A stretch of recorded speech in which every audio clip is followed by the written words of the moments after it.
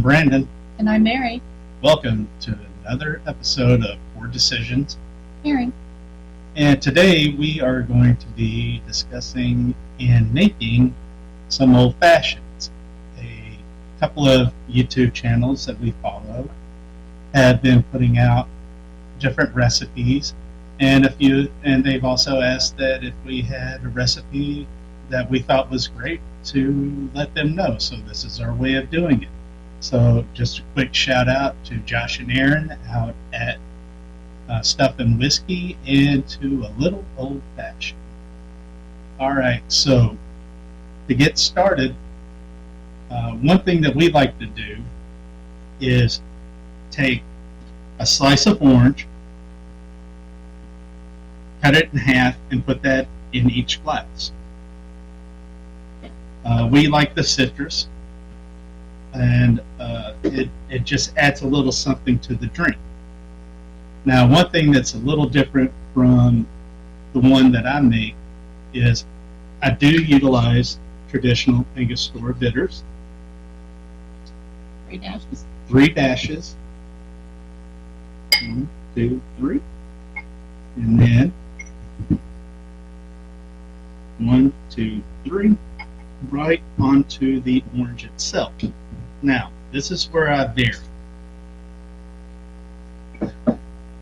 I also utilize 3 dashes of orange bitters.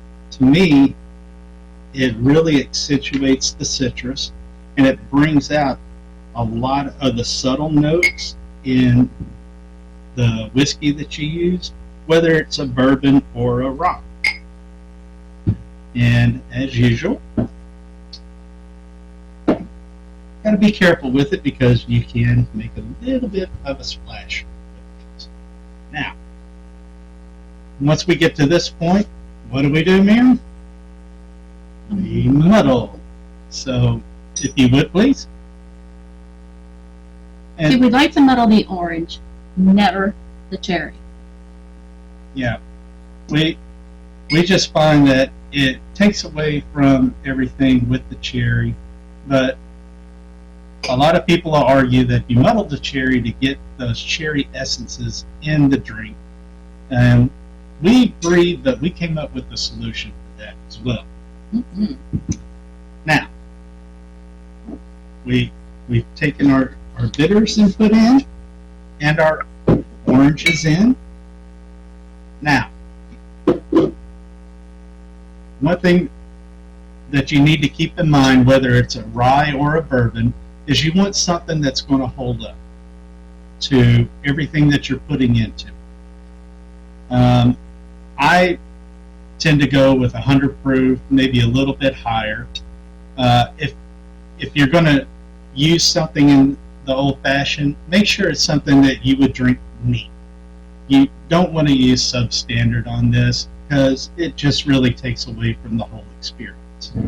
It's one of those things that you get what you pay for. That I've used Jack number 7 with it. It's got a great pour because I can drink that neat. Anything that I like neat. Now, if it's something that I don't like will it? I'm not going to touch that with it because if you don't like it on its own, you're not really going to like it as well in your old fashioned. Absolutely. So, nice cork pot. Today we're going to be using Old Granddad Bonded, which is 100 proof. No, because that belongs to Matt Porter. Shout out to ADHD Whiskey. And I like to use about 2 to 2.5 ounces of whiskey. Got a nice little bite to it. Yeah, you get all of the nuance of the whiskey along with the bitters and everything as well. There we go. And that off to you, ma'am. Now, to add a touch of sweetness to it, a lot of places that you go to, they will utilize simple syrup. To me, it really doesn't do anything to enhance what you're making. Traditionally, they would utilize a sugar cube and put the bitters on it and muddle that up. I particularly don't care for that, especially when you get to the end of the drink. At the bottom, you tend to get those granule pieces of the sugar cube, and I don't know about you, but I just really don't want a mouthful of sugar crystals. So what I do is I make my own 2-to-1 ratio, 2 parts sugar, 1 part water, and I make my own demerara syrup. To me, that adds a lot of good flavor and helps to bring out a lot of the caramel and the natural sugary oakiness of the whiskey. Now, I don't utilize a lot. I only utilize roughly about half an ounce or so, and to me that adds more than enough sweetness. It comes out kind of thick. Yeah, it's a little thick. That's another thing with the 2-to-1. You don't have to use near as much to get what you're looking for on the flavor profile. And I make this up. I have it in the bottle with the airtight, and I keep it in the fridge, and it'll last for months in the refrigerator. Now, next big thing you got to do is your ice. I like a nice big piece of ice. I don't like a bunch of small little pieces of ice because they tend to melt quickly and dilute the drink too quickly. A good solid piece of ice is going to cool the drink, slightly dilute it, but not over dilute. So, Right, because I can usually sip on an old fashioned for a good half hour, and I'll usually still have a little bit of ice at the end. Absolutely. And we also have these. I purchased these off of Amazon, and they work fine. We also have the clear ice balls with the styrofoam and silicone molds. Those work terrific as well. Next thing, very, very, very important. A lot of bars and restaurants you go to, they'll utilize those red cherries like you would get on top of a sundae. To me, they're good on a sundae. They're not intended for an old fashioned. I spring for the good cherries. Now, earlier we were talking about not muddling the cherries. So what I do is I will take a bar spoon of the cherry syrup, and I'm using Luxardo. It is definitely worth the price. You get what you pay for. So I put 1 bar spoon of the cherry syrup into the drink. And then you load up the cherries while you stir. Yes, and then I begin the process of stirring in everything together in the drink, but also it causes dilution by partially melting the ice, and in the process it helps with dilution. And I just stir it until the sides of the glass feel nice and cold. I don't do a set number. I know some bartenders and such say, well, I stir 57 times or 150 times, whatever. I just go till it feels nice and cold.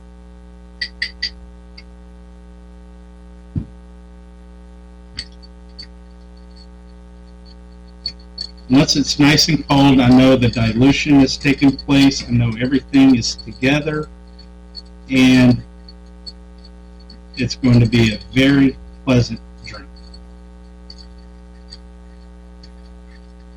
And when I'm stirring, I'm not doing a major sloshing. I'm basically making like a little vortex with the ice cube and the orange slice. And everything is coming together, and it smells great already. And it gets that cherry juice mixed in there as well. The one thing about an old fashioned is you can basically pair it with anything. We've gone to Old Dominic numerous times to get their old fashioned, and we usually go across the street to Gus's Fried Chicken, and we'll sit at the bar and have our fried chicken with it. We've gone to Bog and Barley, and we've gone everything from steak to fish and chips. Mhm. Pretty much anything that's on the menu, you could enjoy. We do pours there as well, but we usually get an old fashioned when we first get started, just because they're really good there. And Mary apparently thinks I was really good today because I got 2 cherries, and we like to put them on a toothpick for 2 reasons. One, it makes it easier to get the cherries out at the end of the drink, and also it's something to help with stirring as you're sipping the drink. Exactly, Yeah. because if you want to just kind of keep it cold, because as you're sitting, because I will sip on this for half an hour, and it just gives me a little something I can kind of stir to keep it mixed. And another thing, I mean, I'll have this with a hamburger, a really good cheeseburger. This will go with almost anything. And as far as like if you're at the end of the day after dinner and you're having one, your favorite cigar, whether it would be an acid or even an Oliva Series V, something that's going to stand up to the bold flavors that we have here. Me myself, I like the cigarettos. Mm-hmm. For me, I like the chocolate ones the best. Mhm. Goes great with this. I also like the cherry, which goes really well with this, Mm-hmm. and vanilla. So sometimes you kind of get that cherry vanilla, sometimes that chocolate cherry. It's whatever you're in the mood for. Yeah, whatever strikes your fancy. All right, but this is our take on an old fashioned, so let's give it a shot. Cheers, Good, Mary. cheers.